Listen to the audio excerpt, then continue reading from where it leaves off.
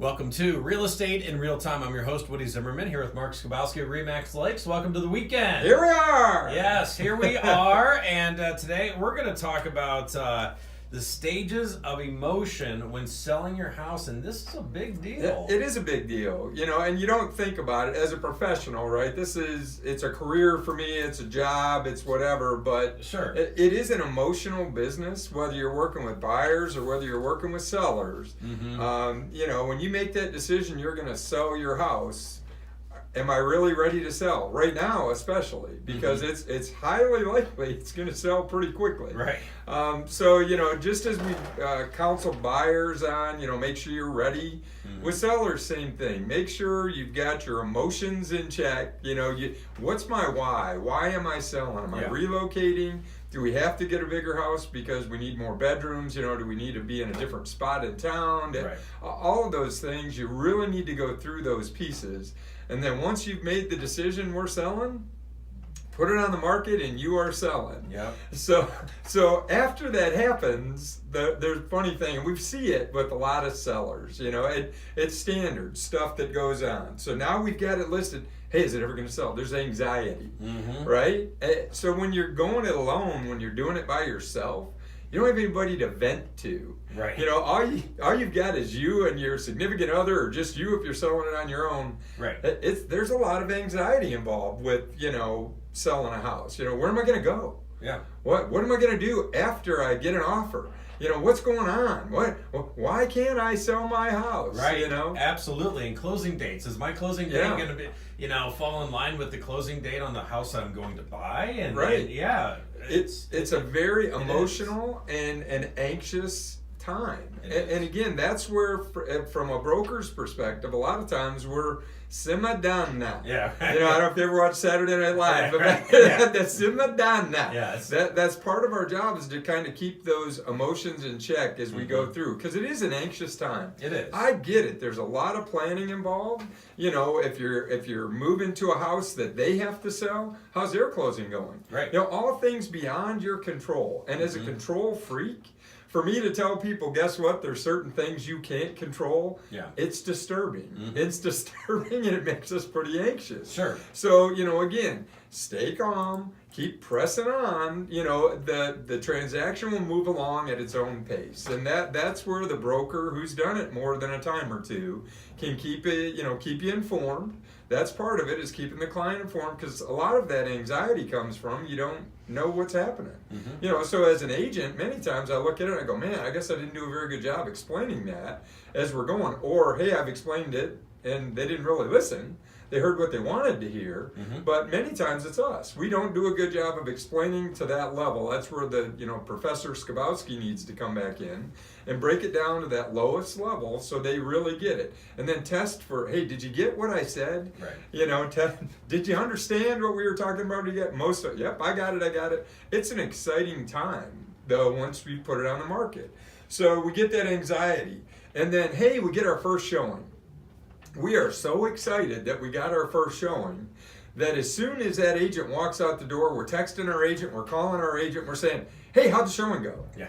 Well, I got to tell you, they're probably looking at more than one house. Right. So, and most agents, as I do, we show throughout the day, and then in the evening, we follow up with feedback. It isn't like we walk out the house, and as soon as we walk out the door, call that listing agent and say, hey, I just showed your house, this is what's going on. Now, sometimes we do. We can call with feedback, but you're not getting it in writing. So I showed one over the holiday weekend that, I did call the agent. I knew she was working as well. I called her and I said, look, blah, blah, blah about the house. I'll get you the written feedback as soon as I can, but I know your seller's going to be anxious because it was on the market 2 days. They're going to be anxious to get feedback. So I called her, gave her that feedback, and then followed up with, in writing, with feedback in writing. So, happiness. We've got our first showing. And then I guess the next stage is, what's going on? Why don't I have any showings, right? Sure. Why didn't I get any showings? I've been on the market a day and a half. How come no one's requested to see my house yet? Right. And that's in today's market. That's what it feels like. everything is so compressed. Mm-hmm. Everything is moving so quickly that if you get something that's more the norm back in the old days, when we were on the market for 3 months before you got a closing set. But now we're seeing closings, still they're closing in 30 days. So everything moves much faster. Sure. So when you list your house and all of a sudden you don't get showings, what's going on? Mm-hmm. Why don't we have an offer? Why haven't we had a showing? It must be my pictures.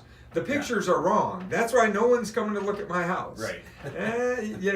Give it again. Simmer down now. Yeah, right. Give it some time. Give it a little bit of time. Based on the price range that you're in, it's probably going to take a little bit longer if you're in the higher price range to get showings. It just is. There's fewer people to look at it. I listed one this week that it's right in that 170 price range. We have 6 showings. We already got an offer. We got an offer. The first showing, we got an offer. Wow. And then there's showings following it up. We're probably going to be in a highest and best situation with it. But it's more usual for the $150,000 to $200,000 price range than an $800,000 home. Yeah, understandable. Okay, we're going to talk more about emotions when selling your home. Coming up here next, you're listening to Real Estate in Real Time. This is Real Estate in Real Time. I'm your host, Woody Zimmerman, here with Mark Skibowski of Remax Lakes, and we're talking about emotions when selling your home, and this is a big deal for people. It's a big deal. It's a big, an investment for a lot of us, not only financially, but emotionally. Mm-hmm. We've raised our kids in this house for a lot of people. Right. I was in one, a couple weeks ago, they've got the ruler on the wall where you can see where their kids have grown up, and they got the height and the weight and the date and all that stuff. I did the same thing. I mean, I'm still in the same house, but I do. I go into my mechanical room and I look and I see where my kids grew up, So if and when I ever do sell, probably won't be. My kids will be selling the house, when I'm in the ground. Right. But it's an emotional thing. Yeah. Because I'm sure the grandkids will come in along with it. Very emotional when it comes to that. Mm-hmm. So what's going on with my property? Communicate with your broker. How do you want to be? How quickly do you want to have information delivered to you? Like I mentioned in the past, I have some sellers don't talk to me unless I have an offer. Then I have those that, a minute went by and you didn't call me, what are you doing? It's just, everybody's different. So working with an agent that can understand that and help you with that is important. So we get our first offer now, and it's low. In our opinion, it's low. Well, what is a low ball offer? Many people, we'll just throw it at, just see what sticks. About 25% off, that is a low ball offer. In this market, in this are extremely low. In this market, if it's 10% off, we'd probably say it was a low ball offer. Yeah. Because price appreciation, things have been going up. So if you're going to write an offer that's 10% off and you want seller concessions, probably not the right time, especially with something that's brand new on the market. Now again, if it's been out there for a while, going back to seller anxiety, why haven't I had any showings? Many times it's price, right? You're not going to get showings if buyers feel that the house is priced too high for the property. So you're not going to get showings. So from a seller's perspective, coordinate with your broker. Again, I'm not saying in the first week, hey, we haven't had any showings, we need to reduce the price. But if you're out there 30 days and you haven't had any showings, it's probably priced. Now, how can that happen? Well, we did comps. The market's maybe shifted a little bit, or hey, let's try to get a little bit more than what we probably should for the house. We need to adjust in order to get in the right realm so that we get buyers looking at us again to get those showings. So we get that low ball offer. You know what? Counter that low ball offer. Many, I'm not, that's offensive. Why'd they throw that at me? My comment always is, you know what? They're writing what they think is best for them. Let's counter them at full price and see what happens. Sure. Or take $100 off and counter. You've sent your message to that buyer to where we're not going to go to where you think we should go at 25% off or 10% off. Yeah. But don't let an offer die on the table. Go ahead and counter it. Because ultimately your goal is to sell the property. Exactly, to sell it. And it's not where the buyer starts, it's where the buyer's going to finish. Right? It's not where they started, it's where do we meet to get that accepted offer and ultimately sell the house. So, that's where the stages of negotiation, when you do this every day, when you're negotiating transactions every day, it's not personal. Right. I'm not taking a personal affront to the fact they threw a lowball offer at Right. us. For you, I mean, this is all business, and that's where you take the emotion out of it. Right, right. We take the emotion out. We understand our clients have the emotion, and yes, we have to counsel and simmer them down. Yeah. But ultimately, it's a transaction. How do we get this to the closing table? Mhm. That's the point. I'd rather, if I've got a buyer that has some interest, let's negotiate with them. Now, you don't always win every negotiation. You're not going to get, every time you get an offer, it doesn't automatically get accepted, or you don't accept that offer. The buyer changes their mind and walks on. And that's okay. That's part of the process. So again, from a broker standpoint, we're counseling along the way. So, I guess, so we got a lowball offer, maybe we didn't, that buyer walked. The next thing is, what's going on? How come we don't have another offer, right? Again, that anxiety's back with the seller. Yeah. And now this is day 3 of having it listed, right, in today's market. Yeah. The reality is it may take a little bit longer at certain times of the year. Lake properties, the weather has been terrible, rain, right? And every weekend there's rain. Yeah. So there's not a lot of people out looking for lake properties. They're starting, right? We're past Memorial Day, so now is the lake season. So I would expect to start to see activity and more traffic going to lake properties. Mm-hmm. So those lake sellers, hang in there. The summer is early. Yeah, very true. The summer is early. So we have gone through this anxiety. We had an offer, we didn't get the offer accepted, and we're back out on the market. If we need to adjust price, adjust price. Mm-hmm.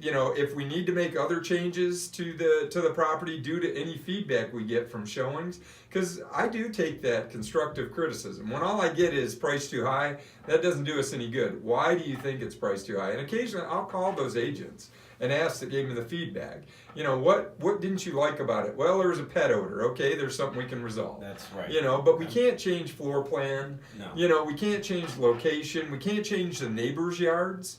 But we can take care of what we can take care of from a seller's perspective. Make sure we're in good shape. That inspection order, it's clean, it looks good.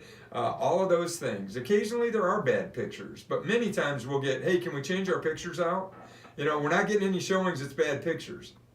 If the pictures are good, and when I say good, it doesn't look cluttered, but I can't make your house look like a mansion Right. when it's not. I can do a good job. I can hide things along the way to get buyers in there, but I can't make your house look any different than what it truly does. Mm-hmm. So, it's not just the pictures, but so the longer we're on the market and don't have an offer, panic sets in. Hang in there. Ultimately, every house will sell. Every house will sell. The factor is, what's the price will it sell at? Right. So that's the advice we're giving to sellers along the way. And that's what it comes down to, and you have to figure out what you need out of that property. That's correct. Yeah. As well. Okay. All right. Very good. Hey, the new building looks great. Yep. Thank you. Yep. We're very happy with it. Okay. All right. Hey, it's right there on would be what 13. State Road 13. State Yeah. Road 13. Yeah. And you can't miss it. Big, bright, beautiful white building. Thank you. Right there in It's North huge. Webster. All right. Very good. Okay. Have yourself a wonderful weekend. You've been listening to Real Estate in Real Time.